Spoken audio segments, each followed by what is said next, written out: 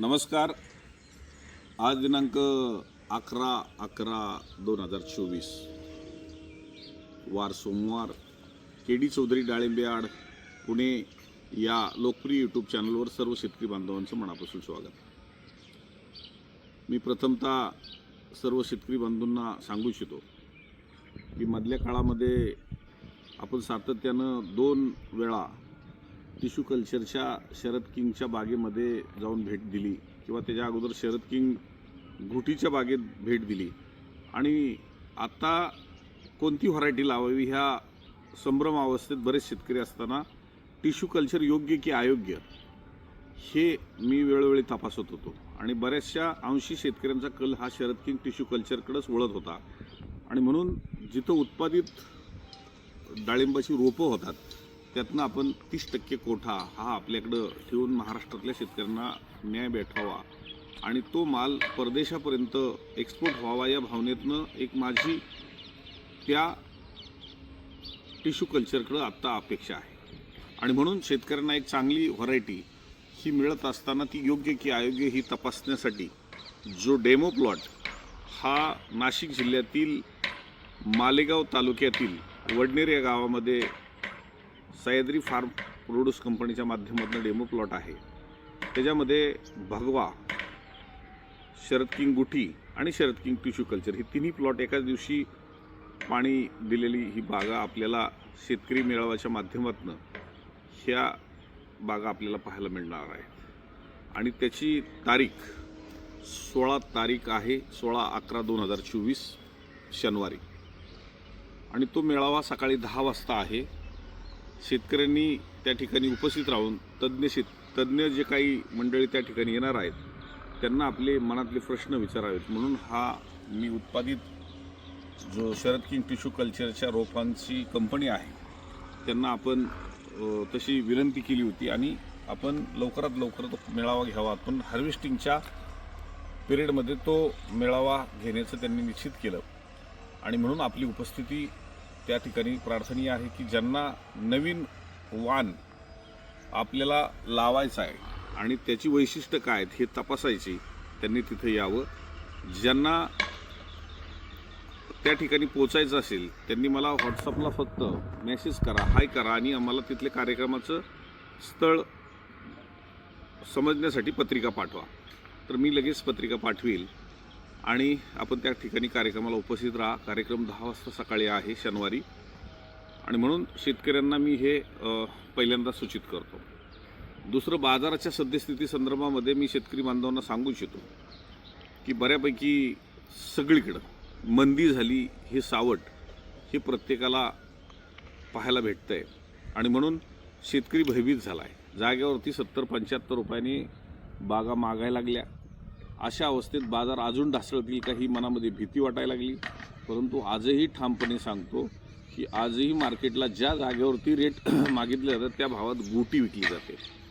आजही पुण्यामध्ये 70 रुपये खरडा, गुटी 75 रुपये आणि वरती 145 रुपये रेट निघत असताना जागेवरती आणि मार्केटमधली तफावत ही पाहत असताना शेतकरी समाधानी होते आणि मालही चांगले. या पिरियडला ज्यांच्या बागा आहेत त्यांचे माल चांगले आहेत. परंतु आत्ता थोडासा रेट रिव्हर्स जरी म्हणत असाल तरी वरचे रेट खाली आहेत पण खालचे रेट हे वरती आहेत आणि मीडियम मालांचंच प्रमाण हे जास्त असतं आणि आपण जागेवरून दिलं तर रिजेक्शन हे खूप काढलं जातं असं शेतकऱ्यांची कंप्लेंट आहे. आणि मग 70-75नी जागेवरती बाग देऊन आपल्याला 55-60 रुपयांनी हातात पैसे पडणं योग्य की मार्केटला 80-90-100 रुपयाचे रेट आपल्याला मिळणं योग्य हे पाहणं गरजेचं आहे. खरं तर रेट याच्यापेक्षा खाली जास्त येतील ही मनामध्ये भीती धरू नका आणि जादा वाढतील ही अपेक्षा धरू नका. परंतु रेट हे डिसेंबर महिन्याच्या 15-20 तारखेपर्यंत योग्य त्या प्रमाणामध्ये राहणार आहेत. कारण मागच्या वर्षीचा अनुभव मी सांगतो, नोव्हेंबरमध्ये रेट खाली आले होते. त्याचं कारण राजस्थानमध्ये भयंकर माल तयार झाला होता आणि त्या पिरियडला ग्राहक हे राजस्थानमध्ये पोचत नव्हतं कारण महाराष्ट्रातून माल होते आणि साधारणतः 30-40 रुपये गोटी, 30-35 रुपये आणि वर 50-60-70 रुपयेच रेट चालले होते. परंतु अजून आपण डबल रेटने आहोत नोव्हेंबर महिन्यामध्ये. इथेही रेट मागच्या वर्षी ढासळले होते या पिरियडला. आणि म्हणून आपण सातत्यानं 2-3 महिन्यापासून सांगत होतो की दिवाळीपर्यंत रेट हे नक्कीच राहतील, पण पुढचा आपल्याला बोनस आहे. परंतु तरीही आत्ता रेट जर चांगले असतील, आज कर्नाटकमध्ये आणि आंध्रामध्ये जास्तीचा माल असल्यानंतर त्याचा हा परिणाम आपल्याला नक्की जाणवतोय. परंतु ते एक 15 दिवसाचाच पिरियड आहे. 15 दिवसामध्ये कर्नाटक आणि आंध्रामधले सुद्धा माल कमी होतील आणि तिथल्याही शेतकऱ्याला न्याय भेटेल. परंतु आता एकाच टायमिंगला वेगवेगळ्या राज्यामध्ये जर माल आला तर ही परिस्थिती नक्कीच होते. आणि म्हणून शेतकरी बांधवांना सांगू इच्छितो की कालही पुण्यामध्ये प्रचंड आवक होती, आजही आवक होती, पण ग्राहकांचं डिमांड हे टिकून आहे. आणि म्हणून जर आपल्याला कमी जास्त रेट मागत असतील आणि काही मी ऑडिओ क्लिप पण प्रसारित करतो की तेच व्यापारी वेगवेगळ्या व्यापाऱ्यांना पाठवून आपली रेट कमी कशी मिळतील या पद्धतीने पाहतात आणि शेतकऱ्यांना आज एक चेष्टा केल्यागत जागेवरती रेट मागितले जात आहेत. त्यांना ठामपणे सांगतो की आपण मार्केटला मोकळं या. जागेवरती रेट मागत असेल तर आपला माल शेवट आपण उत्पादित केलेला आहे तो योग्य रेटमध्ये द्यावा, ही प्रत्येक माणसाची मानसिकता असते. परंतु अशा परिस्थितीत आपल्याला जर कोण भयभीत करत असेल तर आपण आपल्या मालाचे मालक आहोत. आपण पुण्याला, नाशिकला किंवा आमच्या इंदापूरला माल पाठवण्यापूर्वी मोकळं या. आजही आंध्र आणि कर्नाटकमधून 10-10, 15-15 शेतकरी रोज येत आहेत आणि तिथनंही माल येत आहेत. आणि आजही उत्तर भारतामध्ये मालांचं डिमांड हे टिकून आहे.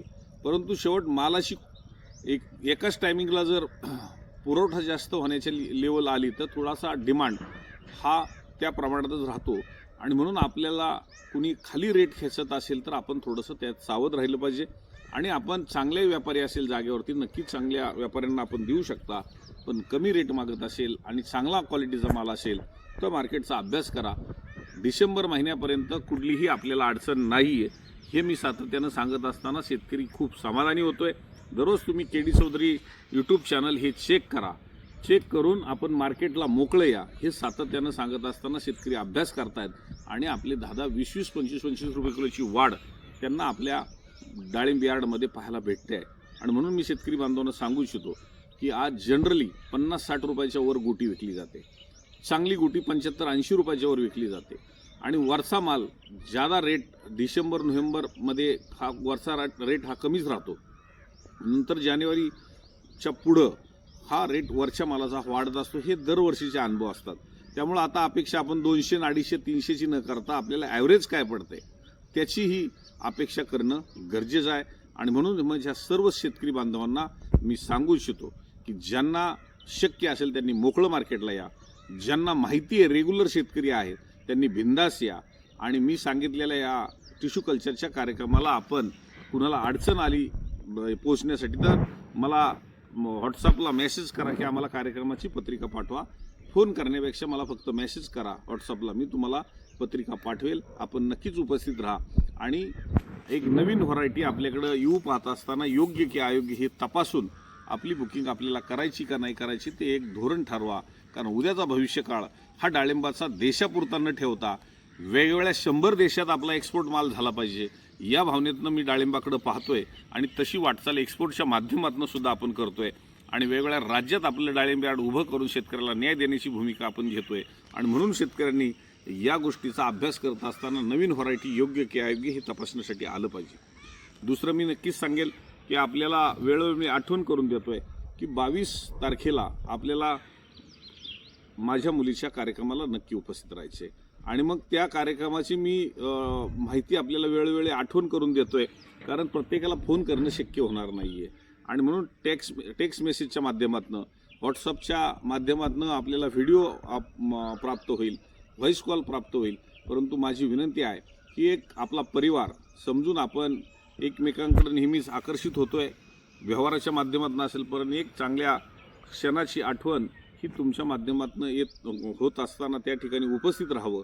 आणि नवद आपण त्यास आशीर्वाद देण्यासाठी नक्कीच आपण तळेगाव दाभाडे, तालुका मावळ, जिल्हा पुणे या ठिकाणी 22/11/2024 संध्याकाळी 6:30 वाजता उपस्थित राहावं. आणि कार्यक्रमाच्या ठिकाणी भरपूर गर्दी त्या ठिकाणी होऊ नये. टोलनाका जवळ आहे म्हणून सोमाटणे फाटा या टोलनाक्यावरती लेन नंबर 1 आणि 2 जाताना येताना आपण ती टोल फ्री करून घेतलेली आहे. आपण त्याचाही योग्य तो वेळेचा फायदा करून घ्या आणि कुठलाही तोल न देता आपण सोमाटणे फाटा तळेगावला जाताना त्या ठिकाणी फ्रीमध्ये आपण कार्यक्रमाच्या ठिकाणी लवकर पोहोचा, कारण रांगा खूप लागणार, एकदम गर्दी होणार, हे धरून आपण तिथं ही कार्यक्रमाची वेळ ही टायमिंग आपल्याला निश्चित वेळेत पोहोचण्यासाठी हा टोल नाका आपल्यासाठी फ्री केलेला आहे.